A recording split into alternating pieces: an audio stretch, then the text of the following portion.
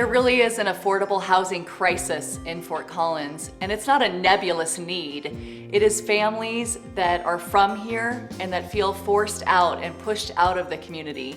Many of the families we encounter are moving every single year with their children, packing up all of their toys and moving again and again and again. It is to the point where a third of the families in Fort Collins are paying more than half of their income to rent.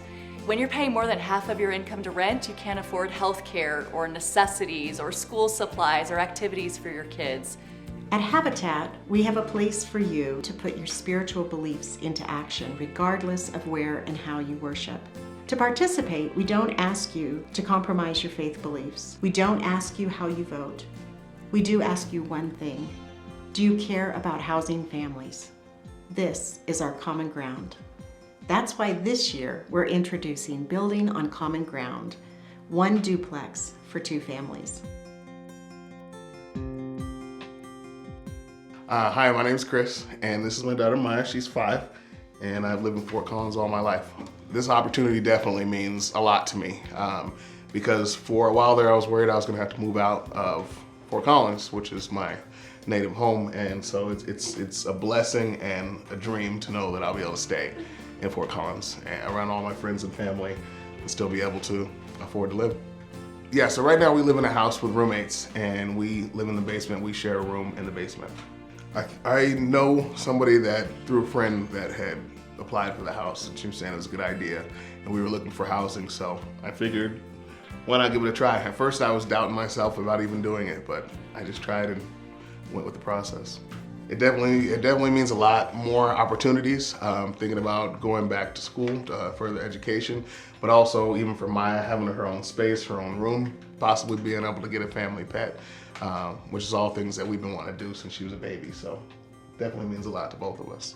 She said when she gets her own bedroom, she wants to put unicorns in there and what else did you say? Rainbows, I think you said, and she wants a dresser and a toy box. So we're gonna build her a toy box too. Well, just growing up Christian and growing up in churches and Mom relaying that to us, how important religion is and faith, I think it's important to pass on as well. So I'm definitely glad to be working with Christian families and Christians on building the house. We are so excited to be building the Harmony Cottages neighborhood, where we will have the ability to let 48 families build and then buy their own home. It has been remarkable to see the community already come together to make it possible for Habitat for Humanity to have 48 lots. They are at the southeast corner of Harmony and Taft Hill Roads, and it will require 24,000 volunteers to build these homes alongside our families. You know they're out there doing sweat equity and investing themselves in their neighborhood and in their own home.